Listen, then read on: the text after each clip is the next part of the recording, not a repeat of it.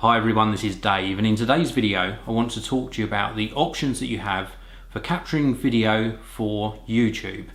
Now, I've been producing YouTube videos for almost 10 years now, and over that 10-year period I've handled a lot of technology, and indeed I've certainly used a lot of different cameras and products for capturing video.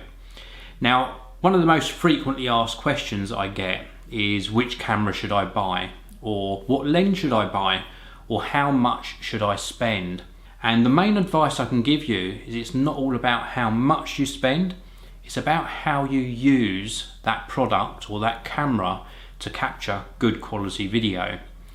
Now, if you're going to be using the camera that you buy for other projects apart from YouTube, maybe it's your main job, maybe you're capturing photos for weddings, maybe you're doing product photography, maybe you're capturing video for commercial clients as well as doing YouTube, then certainly you can budget to spend a bit more money. You can use cameras up to 10, 20, 30,000 pounds, but of course when that video gets compressed down and delivered onto the YouTube platform, a lot of that quality is going to be lost. So it really is about how you use the equipment that you're going to purchase. And the first recommendation that I always make is look at what you already have in your pocket, and that can be something like a smartphone. Now, this particular one I've got here is a Samsung Galaxy A3. It could be any brand smartphone, it could be a lower tier, mid-tier or flagship smartphone, but for the most part what we've got available on the market today is actually capable of capturing up to 4K video resolution. In fact, this Samsung Galaxy A3 is a mid-tier smartphone, and this is capable of capturing 1080p video. Now, to accompany the videos that you publish to YouTube, it's important to have good quality audio, and there are external microphone solutions for most smartphones that can improve the audio quality. So you've got good quality 1080p or 4K video capture on a device that you probably already own. Now, the second option that you could look at is a compact camera, and again there are lots of brands available, lots of different price points, starting from probably £100–150 in the UK all the way up to £600 or £700. Now, one of the most popular cameras available at the time of recording this is the Canon PowerShot G7X, and it's available in either a first generation or indeed the Mark II that I've got here. And what makes this ever so popular is of course the great quality optics, really good build quality. We've also got good sound, so you've got decent microphones positioned across the top of the camera, really nice colours in your video, and of course the flip up screen. Now, what this allows you to do is if you're recording yourself, of course the screen is facing you and it allows you to actually frame your video correctly. This is a very popular camera for vlogging because you can obviously see yourself in this screen, and the autofocus is really good as well. One of the negatives with a camera like this is it does use very small batteries. I've got one here, and they don't give you very long recording time. So when you're budgeting for buying something like this, do take into account you might need 1 or 2 spare batteries as well. This is a really good option for video work. I've in fact used this for my daily vlogs and also for my main videos as well. The autofocus and the colour rendition is that good. Now, something else to bear in mind is it also has a touch screen. So you can use this touch screen to actually tap to focus, and it will focus where you touch on the screen. I think this is a great option. It comes in around about the sort of £300 to £450 mark depending upon which model you go for, and if you're looking for an all-round good performer and something that's very easy to carry around, then a compact camera is certainly a good choice. Now, a few years back this would have probably been one of my main recommendations, but nowadays this is a little bit of a wild card because a lot of people discount using video cameras or camcorders. Now, the one I've got here is the Sony AX53, and what makes this fantastic, as you can see from the side of the camera, is is it will capture full 4K resolution, so that's UHD resolution video. This is a bit of a different form factor, of course, to a compact camera or a DSLR.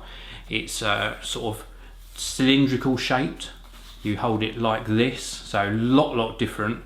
It has a nice screen, which of course is also fully articulating, so you can either have it facing the back of the camera, or indeed you can flip it around to face forward. So again, you could use this in a vlogging situation.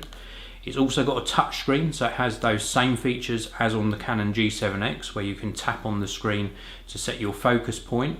And something like this also has a lot better battery life. It uses bigger batteries that go onto the back of the camera. You can swap these out and get even larger capacities, so it gives you a lot longer recording time. The lens on the front, so the optics, is maybe not as good as on some cameras, but it is dedicated to the sensor inside, and the sensor is the part of the camera that actually gathers light. And in a camcorder like this, at this price point, you're getting quite a small sensor. Now this is the Sony AX53. There is also a step up to this called the AX100, which has a 1-inch size sensor that gathers more light and is a little bit better at performance than this particular model, but both of them are really good. Something else that this has, I don't know if you can see this as I turn it on, but inside it has an optical image stabilization. So as you move it around, the lens inside the front element of the camera actually moves around to compensate your movement, and this gives you really good quality stabilized video footage. So as I said at the beginning of this section, a lot of people discount camcorders, but if you choose wisely, these can be really great tools for capturing video. I also mentioned how important audio is. With the compact camera I showed you just a short while ago, the Canon G7X, you're reliant on those internal microphones. With something like the Sony AX53, you do have an input on the side here, so you can actually attach an external microphone. The video I'm recording at the moment is being recorded with a micro four thirds camera, the Panasonic GX8, and on top of that I have an external microphone to improve the audio. So this is a really important feature to look out for. So last but not least, I'm going to show you what I think is the best option, the best type of camera for you to invest in if you want to use something long term and to allow your camera to grow with you. Now that's a DSLR, or indeed a mirrorless camera. Now they share something in common, the fact that you can change the lenses out. I'll show you an option for that in a short while. But a mirrorless camera is a lot more compact. This particular one is the Sony a6300, and this is capable of capturing 4K resolution video. It's a nice compact form factor. It's got a screen on the back that you can tilt out at different angles. We've also got a viewfinder on here as well, and also on the side we have got an input on the side there to connect an external microphone. Now I mentioned to you before that audio is very important to accompany your videos, and there's a lot of options with both this and of course the camcorder that I showed you previously. You could actually attach a shotgun microphone and attach it to the hot shoe here, or you could attach a lapel microphone to it and clip it onto your shirt collar, or indeed you could use a wireless microphone system. So you've got a lot of audio options that you can actually plug into the side of here. And then I also mentioned to you about the fact that you can change the lenses out. So this particular one is a 16 to 50mm lens. It's a kit lens. It's got a power zoom control on the side, so you can zoom in and out nicely. But if this lens isn't doing it for you, you can actually push a button on the front and remove the lens and attach something different. Now I want to show you an option here, which is of course an additional expense, but you could buy this after 3 months, 6 months or a year of owning the camera, and this is the Sony 18 to 105 power zoom lens. Now I can attach this to my Sony a6300 very easily, and now I have got a lens and camera combination with a lot more reach. We've still got a power zoom on the side, and we've got a really nice piece of glass or a nice optically designed lens that's going to capture great quality video. This shows how flexible something like this is. The lens that was already on the camera was a 16 to 50mm lens. I've attached an 18 to 105mm lens, and there's a whole range of different focal length lenses with different capabilities that you can attach to a camera like this, or indeed a DSLR. This is a really good option if you want to use something long term that's going to capture really good quality 4K resolution video. Now, a lot of people talk about 4K nowadays, and it's not necessary to actually record in 4K and publish your videos in 4K.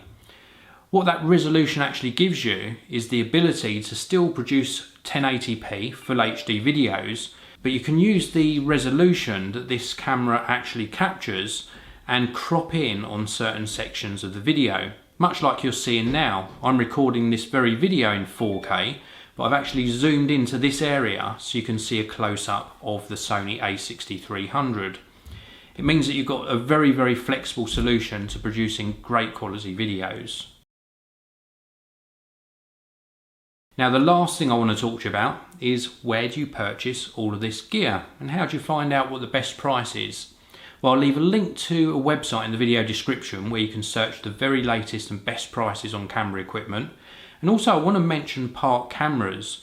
I get most of my camera gear from them purely because they have great stock availability, really competitive pricing, and they package the products superbly, so they always reach you in great condition.